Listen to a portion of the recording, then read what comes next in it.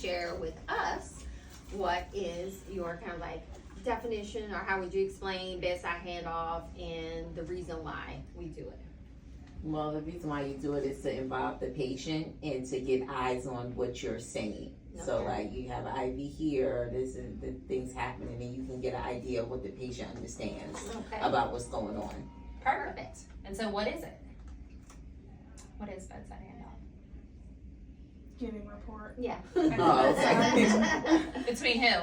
The offgoing nurse and the oncoming nurse. Perfect. That's it. Good. Yeah. Okay, so great. So we know the what and the why. Mhm. So now we're going to do a little bit of practice. So we Okay. need 2 volunteers. Mhm. Somebody to be the offcoming nurse, and then somebody to be the oncoming nurse. Me and Anka will do it. Oh, all all right. right. She's like, what? You just threw me under the bus. I love There you it. go. All right. So who is oncoming? You're oncoming. Okay. Okay. And so you're offgoing. So you're going to give a report. Okay. So we've knocked on the door and we've asked for permission to enter, and we've done hand hygiene. So now we're going. All right. Do I get like what's going on? No, you make it up. Oh, okay. So this is Miss V. Nguyen. She's here for chest pain. We'll just say her lab work and all that stuff. What medications are flowing, what medications were given.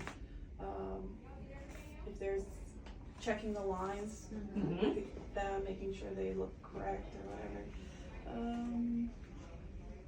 Yeah. What else?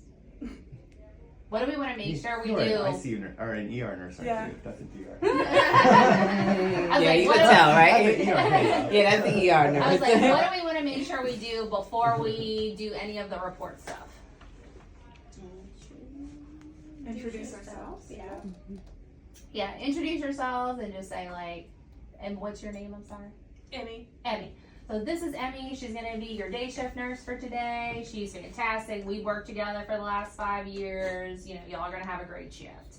And then you can make sure that there's no family in the room. You know, and if there is, acknowledging like, are you okay with your family being present, right? Because we are going to be doing a full head to toe assessment, okay? Because some patients are okay if we're talking about them in front of their family, but maybe not when we're lifting gowns and things like that, Looking at right? incisions and stuff. Yeah, exactly. So just making sure, and if that's okay, then you can ask them to politely step out while y'all are completing the handoff. We also give a little tip of that would be a good time for you to say, Emmy's also going to go ahead and update the whiteboard for us while we're talking. Make sure we capture everything important and that we're not missing anything, right? And so then you can start rolling into the handoff, looking at all the things, and then asking the patient, did we forget anything? Mhm. Anything you want to add in, right? Mm-hmm. Any questions for us, right? Anything we can do to make you more comfortable before we leave. And then, of course, making sure they have everything within reach that they might need, right? And then, of course, the oncoming nurse, that time, like when you're finishing up, you would say, I'm going to be back in here within the next, 45 minutes to an hour. But if you need something, go ahead and press the button. We'll be happy to come in, and check on you. And so just using that opportunity for you to kind of tie up, the end of that visit too as well, so that the patient kind of knows what to expect for your shift now that you're kind of coming on. Mm-hmm. Okay? And Erica, you work in a ED? Mhm. All right, so what does handoff look like in the emergency department? Not I know- that. It doesn't, right? And so we had another, nurse share with us, like, oh, we don't do all that in the ED, but what essentially would your handoff look like there?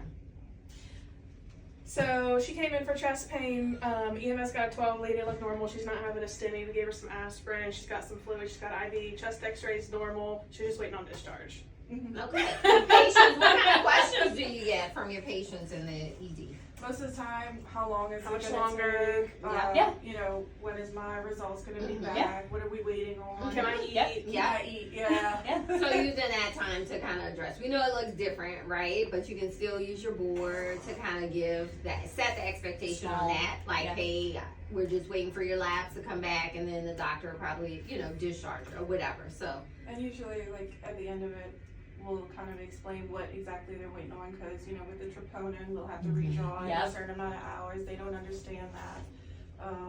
That's what we're waiting on, because we're not doing anything Yeah. for a Yep. certain amount of hours. Yep. So they're like, Mhm. why Why am I waiting? Yeah, why am I That's what I always tell them. When anyone comes on chest pain, I'm like, expect to be here 4 hours. Yeah. Like, at least. Yeah, and that's good because you're setting up the Yeah. expectations, right? Because patients don't know, right? Right. They don't know what they don't know. And this patient has come in, they have chest pain. I think I'm dying. I've come to the emergency department, right? And so now my brain is spinning. Like, I'm still having chest pain. I'm like here extended periods of time. Nobody's coming here to communicate with me, right? So that's really important, especially in our emergency departments, that we're communicating, like with whatever that may be, even if we don't have the answers, right? So to Lanaya's point, just saying like, your labs have come back. We're still waiting for the provider to review them with you, right? So like, we're acknowledging that like, yeah, you've seen it on your phone, on your MyChart, that your labs have been back for an hour, right? But the provider hasn't reviewed them, and so we need to make sure that that happens. So it's really just about the communication piece. So yeah, ED might be slightly abbreviated compared to some of the other areas that you may be encountering, but you can still do like a successful kind of handoff at the bedside. But this paper that we have given you guys, so this is actually if either your leadership or the on-site leadership comes and does like a validation of bedside handoff with the patients, this is what they're going to be looking for. Okay. So you can use this to kind of support you and saying like, yeah, I'm doing this like all really great, or hey, is there like a little area that maybe I could improve on a little bit better? Okay. And then this side, we actually have how bedside handoff aligns with our core values as an organization. And so you can use this to support you in your messaging, right? Of like, if somebody asks you, hey, like, why do we do this? Why is this important? This can kind of help set you up for success with like, because this is why we do this, right? And it's just like a really easy way to align it with our organizational values. Okay. But what questions do you guys have for us?